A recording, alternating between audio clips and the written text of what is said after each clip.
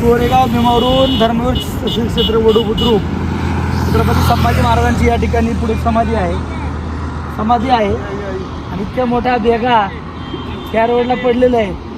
जवळपास 5-5.5 कोटी रुपयांचा हा निधी कोरेगाव भीमापासून धर्मवीर छत्रपती संभाजी महाराजांची श्री क्षेत्र वडू बुद्रुक या ठिकाणी पुढे समाधी आहे. आणि एवढं दुय्यम दर्जाचं काम करून सुद्धा जर हा कॉन्ट्रॅक्टर ऐकत नसेल तर याला निश्चितपणे अधिकाऱ्यांनी ब्लॅकलिस्टला टाकलं पाहिजे.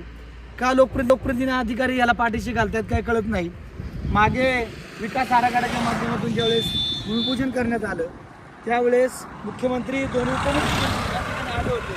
अक्षरशः या ठिकाणी या बेगांमध्ये पाहत असाल तुम्ही सिमेंटचं पाणी टाकून हा रस्ता बुजवला होता.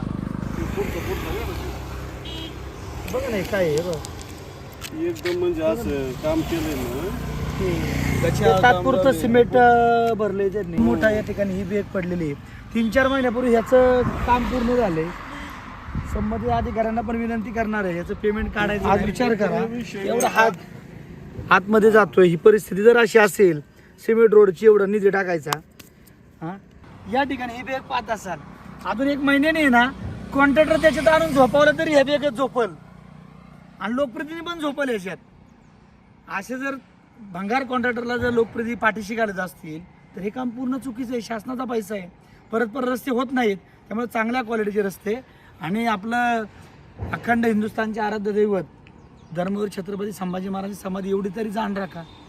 त्या पद्धतीने त्या कॉन्ट्रॅक्टरला तुम्ही सुनावलं पाहिजे. त्याला जर पाठीशी घालत असेल 10 वेळा तर अशाच पद्धतीने उत्कृष्ट दर्जाची जर रोड बनवत असेल पाहिलं असेल तुम्ही हे बेगा 5.5 कोटी रुपयाचा निधी कोण म्हणाल का याला 5.5 कोटी रुपयाचं काम केलं. त्यामुळं अधिकाऱ्यांना विनंती आहे की या कॉन्ट्रॅक्टरवरती 100% हा रस्ता जो दुय्यम दर्जाचा बनवला ह्याच्यावरती पेनल्टी टाकून त्याला ब्लॅकलिस्टमध्ये टाकायचं काम करावं.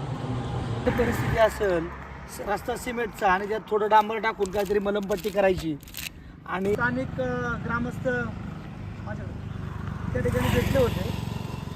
भेटल्यानंतर त्यांनी असा आरोप केला की त्या संबंधित कॉन्ट्रॅक्टरला सांगितलं की स्थानिक लोकांना इथं थोडी जी काय ह्याच्यासाठी मटेरियल लागतं ते टाकू द्या. तर कॉन्ट्रॅक्टर म्हणला आमदारांना भेटा. मग आमदारांचा नक्की ह्याच्यामध्ये काही सहभाग आहे का ते पण गरजेचं आहे.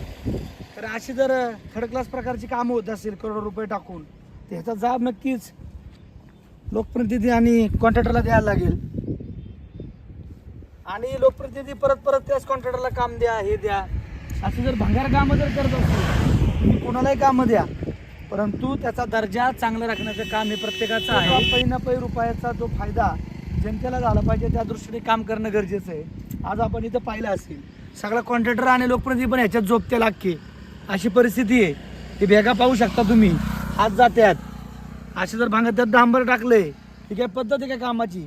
मागच्या वेळेस सुद्धा मी स्वतः आलो होतो. कोरेगावची वडूचे ग्रामस्थ होते पत्रकार होते त्यावेळेस सुद्धा ते म्हणला की मी चांगलं काम करतो. मी 10 वेळा सांगितलं होतं हे चाललेलं हे चांगलं काम नाही आहे.